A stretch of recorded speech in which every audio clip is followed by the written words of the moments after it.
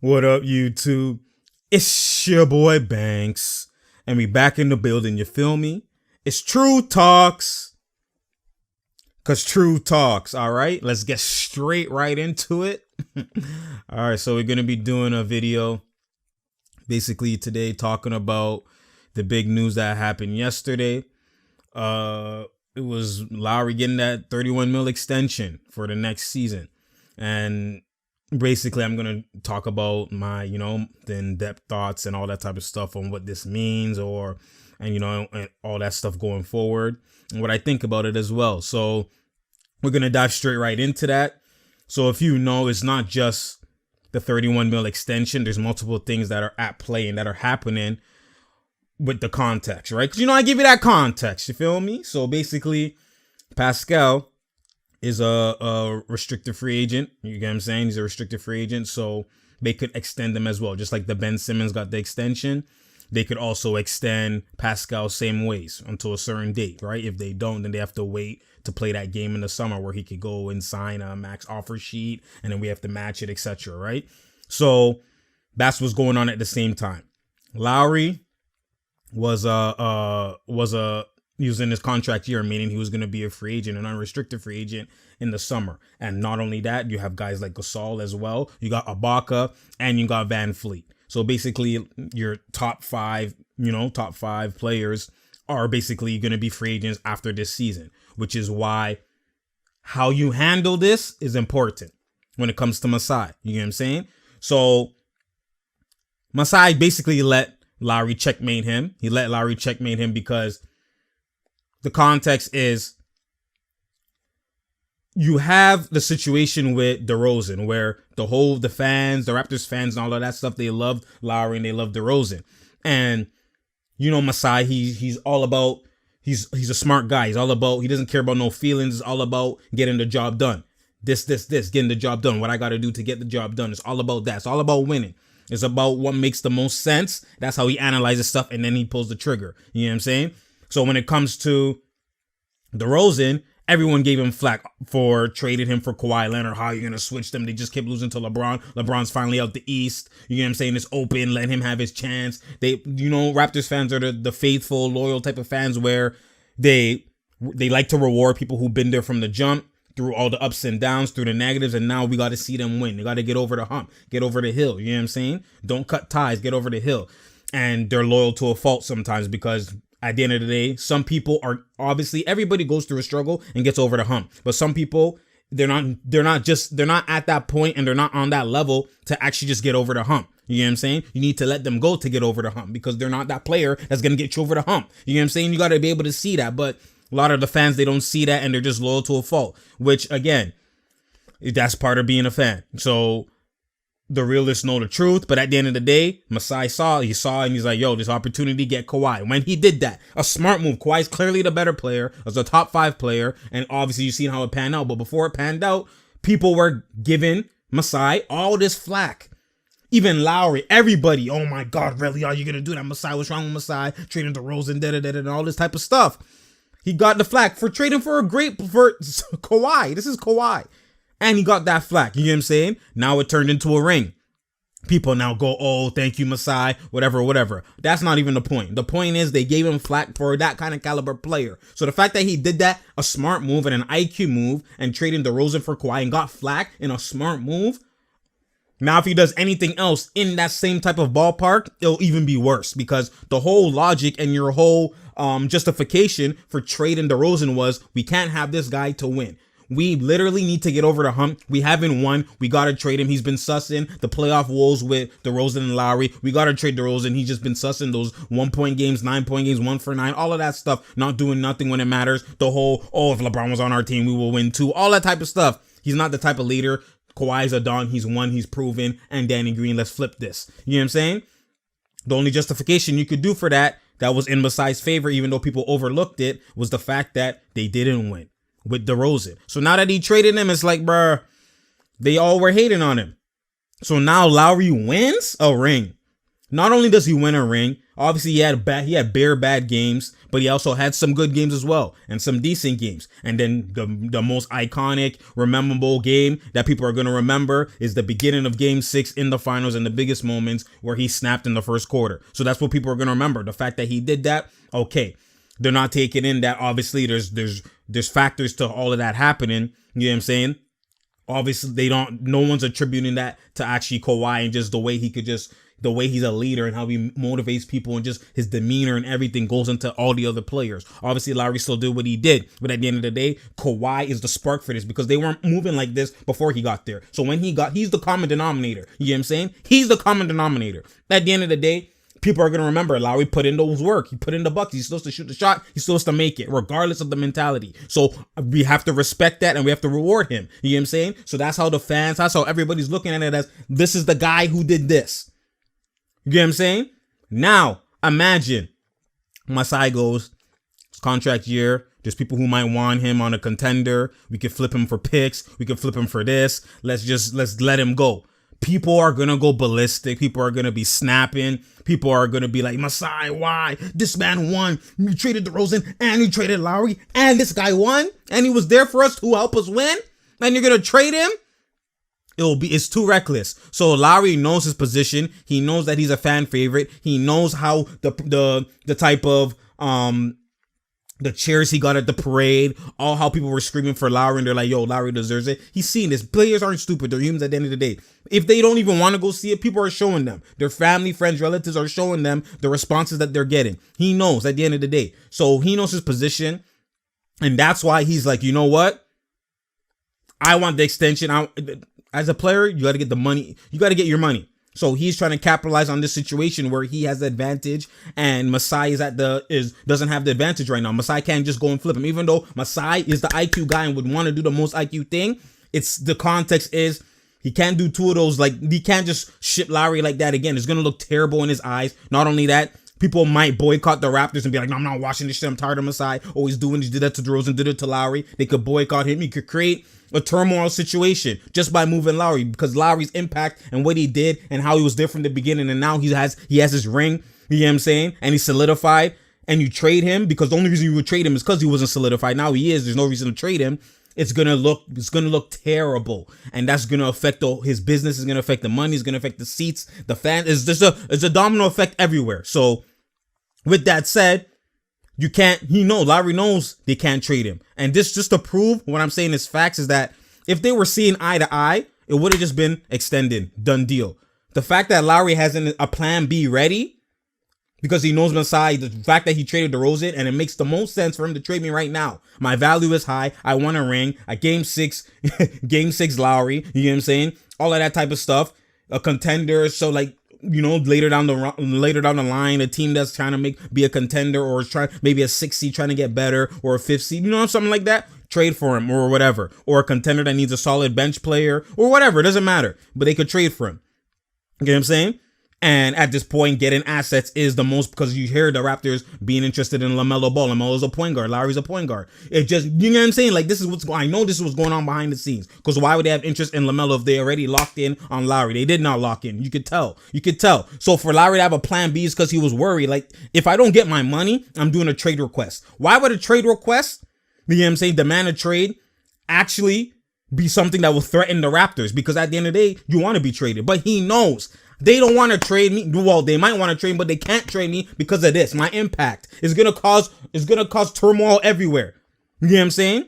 And you know Raptors fans are about loyal, especially this the 25th season, waiting for Kawhi. Now Kawhi left, DeRozan's gone, and you trade Lowry, bruh. It's gonna be a terrible situation. So basically, Lowry hit him with the checkmate and got it. He got him to extend him because he threatened, and he got to extend him. It just cheeses me because mans are thinking like Lowry's on the caliber of the Paul Georges, of the Kyrie Irvings, of these guys who are LaMelo's demanding trades. Lowry's not on that level. But at the end of the day, he's taking advantage of his situation, and I can't knock him for it. This just comes down to Masai. And Masai got checkmated, and we got checkmated, and this could be a problem moving forward, especially for the Pascal situation, because Pascal wants to get his money. He deserves to get his money. This man was the second best player. Pascal was the second best player. Without Pascal, Obviously, Lowry was in it. He was here sometimes he was there, sometimes he wasn't. It was here and there, in and out. Some games he was good, 0 points. People forget that. But his whole Philly series did nothing. You know what I'm saying? Pascal was the guaranteed second best player. Even when he struggled, he still was the second best scorer. Even when he struggled, even when we were roasting him. Pascal was the guaranteed. They were talking about Jordan and Pippen. That's what it was. You know what I'm saying? This man, Ben Simmons, who did nothing on that caliber of what he's supposed to be, did nothing. Got his extension ASAP. Now you have Pascal. Pascal's looking like you extend Lowry. This is an agent all-star. You know what I'm saying? What is he, 33, 34, whatever, agent all-star? Like, bruh, that's what mans are going to do? You're going to extend this man? Coming into his contract year, obviously he deserves it with the money and all that. It's basically the Chris Paul situation all over again, but he wasn't Chris Paul's level. He wasn't doing what Chris Paul did. Pascal was doing what Chris Paul did. You know what I'm saying? Kyle Lowry was like the Eric Gordon. You know what I'm saying? He was the third best guy. Well, some games he wasn't even third best guy. But anyways, you know what I'm saying? Like, it wasn't, Pascal was guaranteed second best guy, which is why he's supposed to be the best guy when Kawhi leaves. There's a reason for that. And you're not going to extend him and Ben Simmons, who wasn't even the best guy. Wasn't even the second best guy. Wasn't even the third best guy. Wasn't even the fourth best guy. Because you had Jimmy, you had Redick, you had Embiid, you had Tobias, and then you had Ben Simmons. And he gets his extension ASAP. Pascal's looking to the left, looking to the right. This is what we're gonna do. Not only that, Masai, bro, just dropping the ball, man. He's just dropping the ball because at the end of the day, for me, this is not a good look extending him. It's a good look for other things, but at the end of the day, overall, it's not a good look for its priorities. You know what I'm saying? I'm extending Pascal first. The whole reason of me not trading Pascal and not trying to get Kawhi and not trying to get Westbrook and PG was because of Pascal. That's the whole reason why the trade didn't happen. Now I'm not going to extend him. I'm going to extend Lowry first, who did less than Pascal. Pascal's supposed to be my main guy for the future. And he's not even in his prime. And he's young. But I'm going to extend this guy. And you could tell it's not, for them to extend only 1 year is clearly just reward him. You know, don't let him leave. Your fans, all of this type of stuff. It's just for the public, basically. You don't want to be the bad guy time and time again. You get what I'm saying? You got to reward people. So that's what they're doing. They're rewarding him, which I'm not mad at rewarding him, but it's just, there's too many other contexts and too many other priorities that are at hand that I go now, like that money now is going to suss probably the Van Fleets and all those other people. Obviously they want to lock him up for the future. I mean, for the 1 year, because they don't want, like, the next year is going to be the big free agent class. It's not a big free agent class this year coming up. This summer coming up is going to be the next summer with the Giannis, with the Rudy Gobert, Paul George, Kawhi, Bradley Beal, Oladipo, all those guys, right? You know what I'm saying? So obviously they want to, in case they can also flip him too in the future, where it's like, you don't want to flip him for a guy who's in the contract year. He might leave anyways. You're not going to trade all that for him, but you can now trade him and he's guaranteed 1 more year. Even though it's 31 mil, he's guaranteed 1 more year. So that could be a sales pitch. That could be, you know, a tipping point into, you know what? That's why I might get him. That's why we might do this trade. That could also be the reason why they're doing this signing. You know what I'm saying? But if it's not for that purpose, I don't like it, because at the end of the day, like, he's aging. You haven't even seen him playing this year with the thumb. Obviously, the thumb, he's coming off the injury with the thumb, but you haven't even seen him play to know what if the Raptors now get to a situation where they're not even winning. You get what I'm saying? And you have to now try and move him. You get what I'm saying? Like, it's not, other teams might not even want him, you know, because they're like, okay, you know, maybe only got better because of Kawhi. Kawhi's not there. Do I want him on this situation? Am I going to pay 31 mil for a guy who we're going to put as especially contenders? Most contenders already have a point guard. So are we going to put Lowry there? If we want to get Lowry, it's going to be a role playing role. You know what I'm saying? Like, coming off the bench, maybe for minutes or whatever the case is. Are we going to pay 31 mil for a bench type of guy? You know what I'm saying? So the money itself is the problem, not the idea, but the money amount is the problem. And that's where he got checkmated. Masai, he got checkmated because he basically had to. He's like, yo, you have to match what he's already making. The man's making 33 mil this year. You got to match in that same ballpark, 31 mil around there. And Lowry, kudos to Lowry. He played checkmate, man. He played checkmate. I'm Masai. Let him demand a trade, man. Let him demand a trade. Like, you can't be in fear of the fans, man. If they don't want to watch, they don't want to watch. But at the end of the day, it's not just him making the decision. It's other people. And The business optics is you got to look at the dollars. They care about their money. You can't let that guy go. Right now, he has all the stock in the Raptors is all at an all-time high. People are loving this man. He's wearing the Stoudemire jersey and all that type of stuff, and is well deserving because he was there. He's the longest tenure player on the Raptors roster right now, and he was there from when we were sussing where they're like Lowry's on the trade block, started winning, and then you know what I'm saying, it turned it around, was losing games. He was there, heart and soul.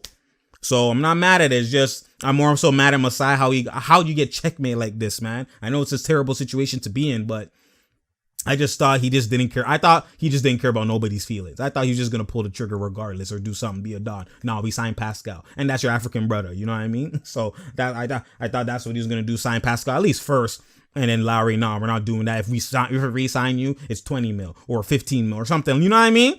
Something like that. So you could at least try and trade him. Like obviously they're looking at what happened with the CP3. I think that's what they're probably looking at. CP3 signed for OD money. But CP3 and Lowry are on two different levels. That's what that's the mistake that people are making. CP, regardless, even in his bad, is going to be elite. You know what I'm saying? Even if he's older, he's still going to be elite. Lowry has never been on CP's level. So I understand the situation is the same where CP was one of the reasons why we won or why we went to game 7. We lost because we didn't have CP. He was injured. Sign him. You know what I'm saying? Give him all the bag. So that's what the Raptors are clearly looking at. Give Lowry the bag and try and flip him maybe. You know what I'm saying? And try and get the picks like OKC so we can try and get LaMelo and all these other guys and have LaMelo with the future with Pascal, etc. and all that type of stuff. I know that's clearly what their vision is They're in rebuild. As much as people don't want to see it, they're in rebuild. Even though their team doesn't look fully like rebuild, they're going to capitalize off of all these, you know, it's hard to flip Ibaka and Gasol and these guys in their last year unless it's a team that's really, really in dire need of those positions. So we'll see how that goes. But like Lowry, clearly, that's why they signed him to try and flip him. So we'll see. Unless maybe they just signed him to keep him. Like it could be good. Or it could be hella negative, but the chances of it being good is a slim chance because of the amount of dollars they signed him for, man. But like I said, the idea is good, but it's just the dollar amount. The dollar amount is going to be hard to flip that. I'm telling you, it's going to be hard to flip that. Only a contender will take Lowry. I'm not going to be a bum team and trade draft picks to take Lowry for one damn season. That makes no damn sense. Only a contender could take this nigga. You know what I'm saying? So what contender is going to take this nigga for 31 mil? Because they already have a point guard. I'm not flipping like... Come on now. All these teams couldn't have a point guard. They're trying to solidify their bench. If anything, someone sussed off the bench or whatever. That's what they'll try and flip. Not for a starting point guard. Maybe the only one is maybe Lakers because they don't really have like their point guards. They don't really have, right? That's the only one I could see. But all contenders have it solidified. So we'll see how this goes, man. Anyways, you already know. Share, like, and subscribe, because you already know it's True Talks. Because True Talks. They played last night, the Raptors and the Houston Rockets. I was watching it there at 6 a.m. and it was a big game. But I'm gonna do the context. You already know, but there's just problems with the video going on, just errors and all that type of stuff. So most likely either late tonight or tomorrow I'll be dropping that video. So stay tuned. Share, like, and subscribe. You already know, and we out.